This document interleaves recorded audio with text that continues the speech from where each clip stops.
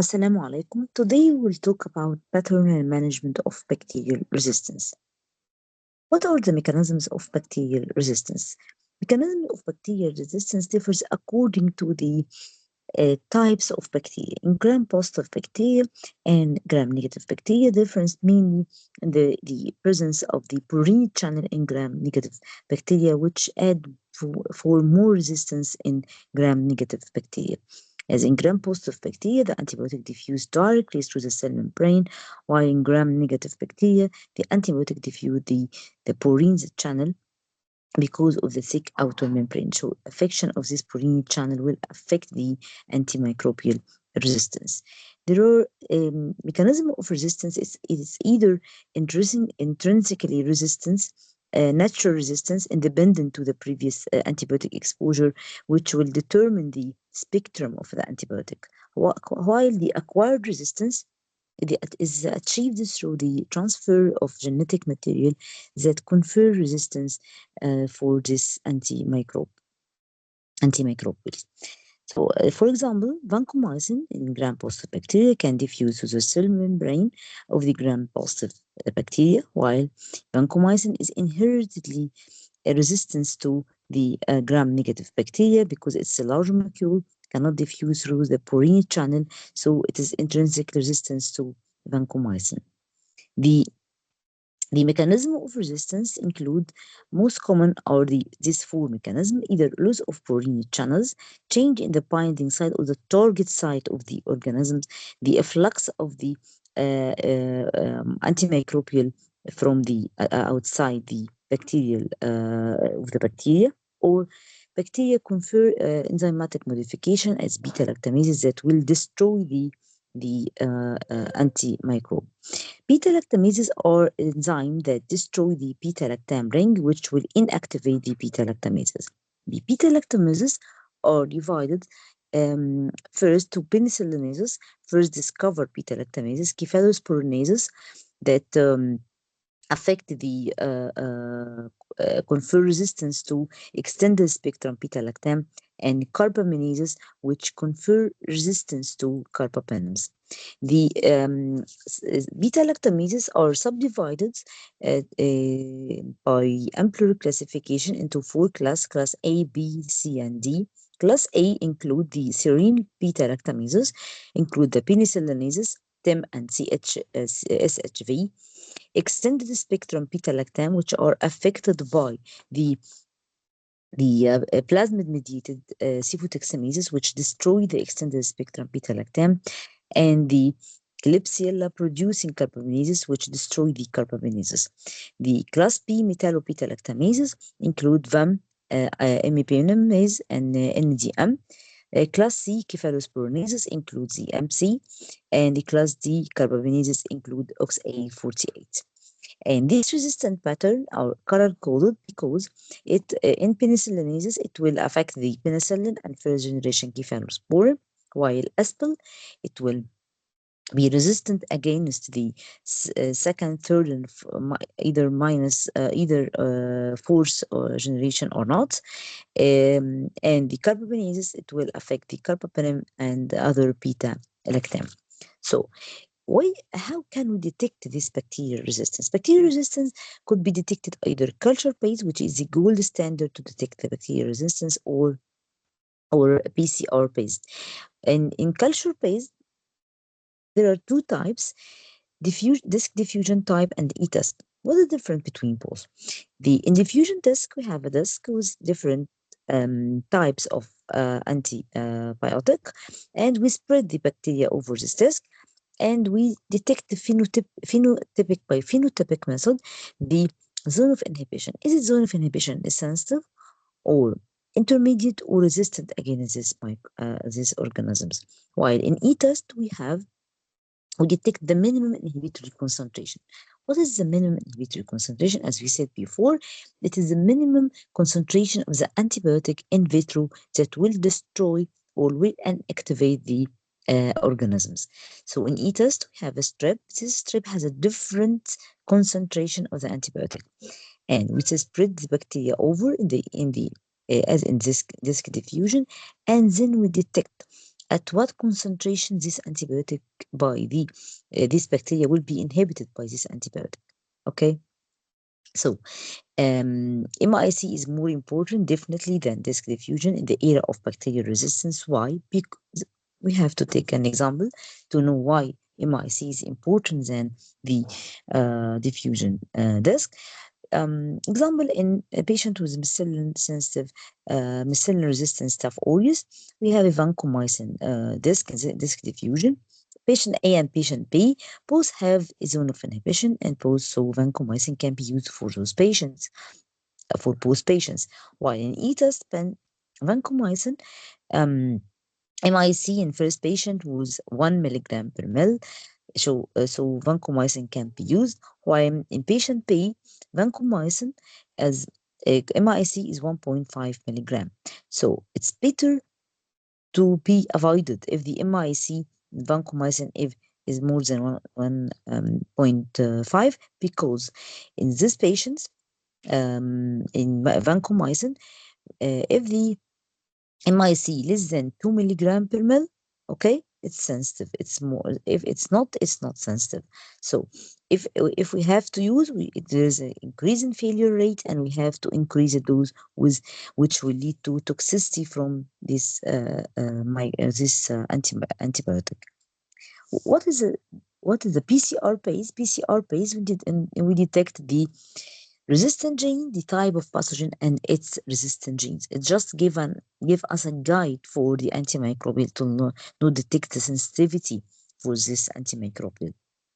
In culture base, if we found that patient has the pathogen is Klebsiella and the resistance gene is CTXM. So it's against the ESPL. Avoid cephalosporin and use carbapenems as is and this in this table. What is the drawbacks and what's the disadvantage of the PCR or what's called the multiplex or biofire?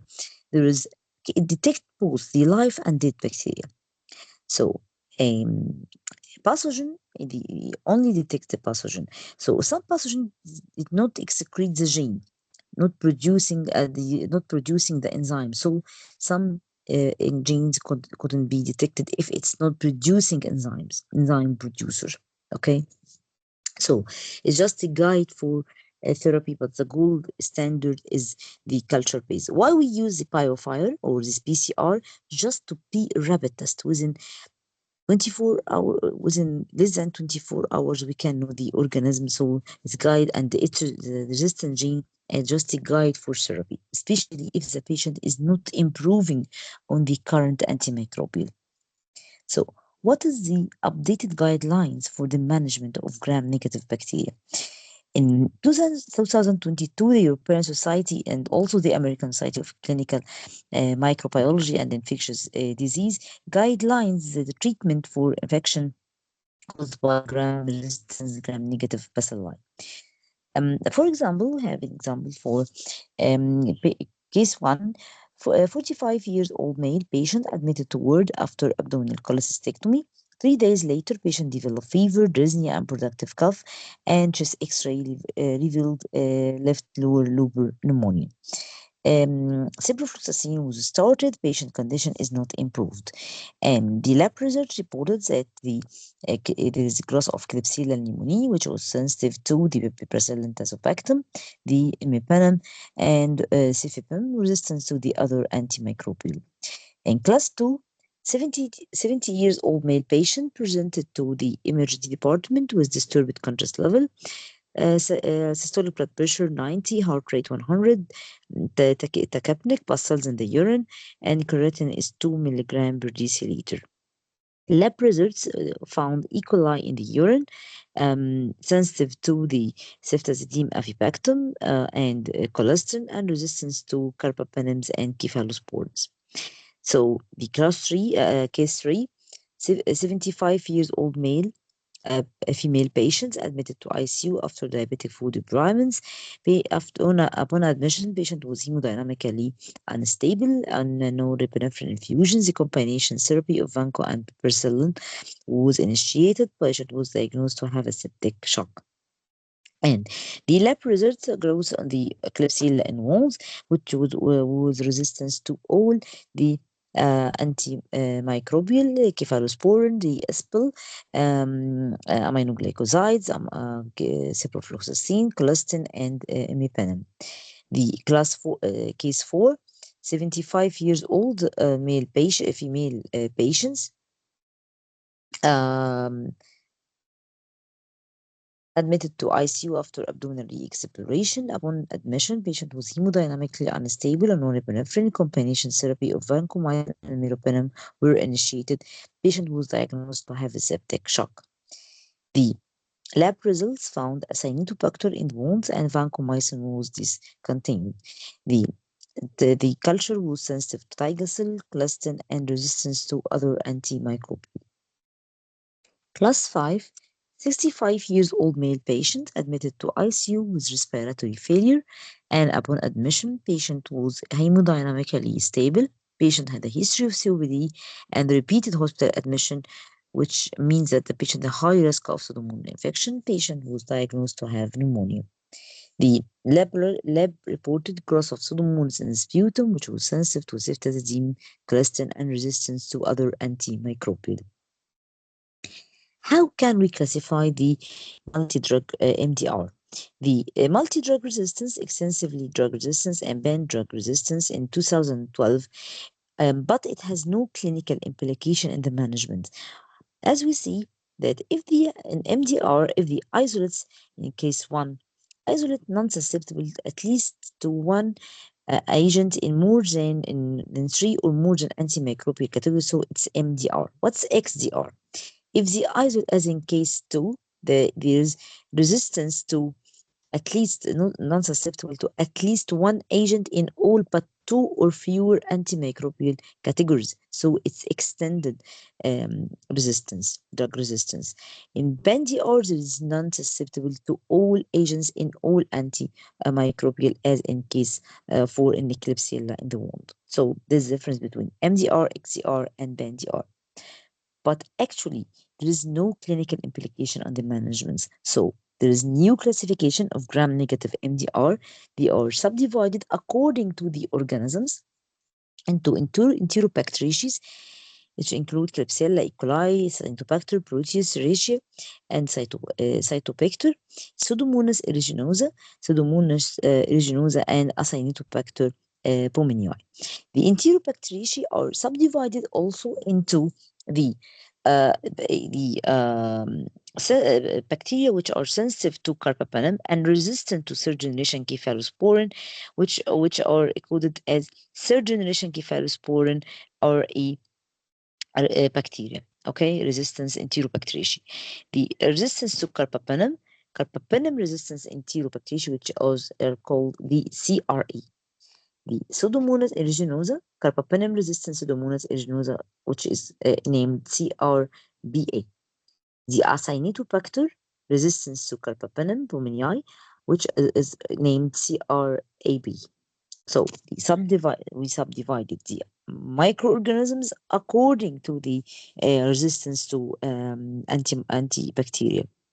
So in case 1, patient is sensitive to cefepime, and ceftazidime, piperacillin tazobactam, but resistance to um, cephalosporin. So it is third generation resistance enterobacteriaceae. So for these patients, case 2, there is a resistance to carbapenem, so it's carbapenem resistance enterobacteriaceae. In case 3, also it's carbapenem resistance in bacteriobacteriaceae, while in case 4, it is Acinetobacter resistance to carbapenem, and in case 5, it is Pseudomonas resistance to carbapenem. So also, the gram-negative pathogen are divided according to the resistance to mode of resistance against the antimicrobial. The beta-lactamases, enterobacteriaceae, mainly confer resistance by reducing beta-lactamases and loss of purine, while in Pseudomonas aeruginosa, the main mechanism of resistance is due by the loss of purine channels followed by efflux, while Acinetobacter pulmonale mainly by producing beta lactamases. How should we treat these patients? To treat these patients, we should follow the antimicrobial or antibiogram we get. The lab results reported in class in case 1 that is Klebsiella pneumoniae sensitive to cefepime, ceftazidime, and imipenem, bracillin, tazobactam. What shall we use for these patients? We use the carbapenem. Why we use carbapenem? For patients with severe infection like these patients, due to third generation cephalosporin resistance enterobacteriaceae, we recommend not to use the piperacillin tazobactam. We use carbapenem as a target therapy. Why we didn't use piperacillin tazobactam cefepime in severe affection might be ineffective in patients with patients? Because in Merino trial in 2018 found the effect of piperacillin tazobactam versus meropenem on 30-day mortality for patients with E. coli or Klebsiella pneumoniae bloodstream infection and the cephalosporin resistance. And they found that the patient who received meropenem and patient who received piperacillin tazobactam, the mortality was higher in patient who received piperacillin tazobactam by around four times. Why? This is due to what's called inoculum effect. Please keep in mind that inoculum effect, the observed sensitivity may depend on the number of bacteria initially inoculated into the assay. For colony counts to be sensitive, more than 10 to the power of 5, the MIC may be less than 4, but it's in vitro. When the colony count increased in vivo, okay, to 10 to the power of 7, so we should have an MIC of 128. So it's what called in vitro sensitivity shifted to in vivo resistance, because the high colony counts, which could be found in some patients, the piperacillin tazobactam and cefepime affected by this inoculum effect. So it's better not to use piperacillin tazobactam in patients with severe infection for as a monotherapy. So when to use? We use tazobactam, cefepime, and in patient with third generation cephalosporin resistance, we can use both. If the patient with non-severe affection, non-complicated UTI, we suggest using piperacillin tazobactam. What's meant by non-complicated UTI? The complicated UTI includes renal impairments or renal obstruction, there's a fever, and all signs of sepsis. What's meant by severe or non-severe infection? In severe infection, any site outside the bladder will be affected by pneumonia, central line infection, bloodstream infection. Never to use ceftazidime, piperacillin tazobactam, or cefepime. So, in the how can we use beta lactam, ceftazidime avibactam for patient with third generation cephalosporin resistance enterobacteriaceae? What is avibactam? Avibactam is a new beta lactamase inhibitor that is effective against aspil and some carbapeneses like OXA48 and KPC. The guidelines said that the never to use a new beta lactam are reserved only for carbapenem resistance bacteria and avoid to use their in infection caused by third generation as long as the organism is sensitive to other antimicrobial other carbapenems. The CRA, so in CRE in case 2, it was carbapenem resistance enterobacteriaceae, resistance to its E. coli in blood, resistance to ceftriaxone, and resistance to carbapenems. So what shall we use for these patients? It is sensitive to ceftazidime, avibactam, and colistin. Shall we use ceftazidime alone or colistin alone, a combination, or carbapenem colistin?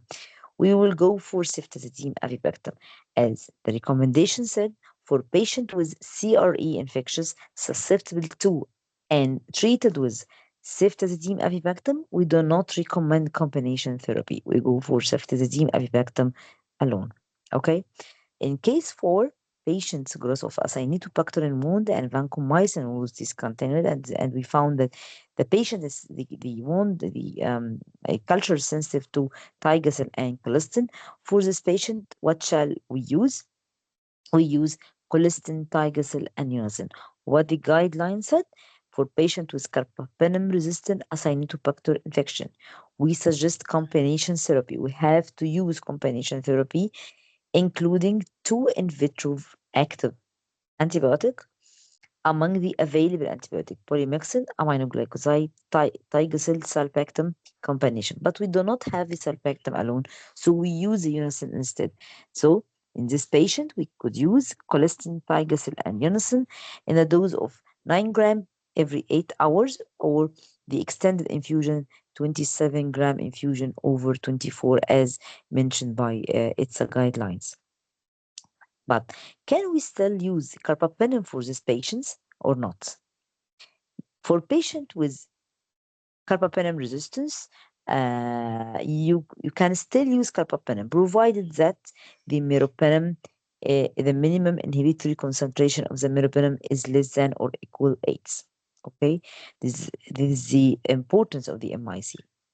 What is the proper dosing of beta-lactam? It's a very important point and life-saving for septic patients. The first 48 hours, as we all know, in the most critical period of the patient with infection, we have to be cautious during this period. AKI upon admission is about 20% in incidence of septic patient, but it is benign AKI or self-limiting AKI resolved within first 48 hours. So we should start with the antibiotic with a wide safety margin as beta-lactam with large dose, no dose adjustment is needed within the 48 hours. What dose to give? As we said before, piperacillin tazobactam, 4.5 gram every 6 hours, meropenem 2 gram every 8 hours, imipenem 1 gram every 6 to 8 hours, ceftazidime avibactam 2.5 gram every 8 hours, and infusion time according to the antimicrobial stability.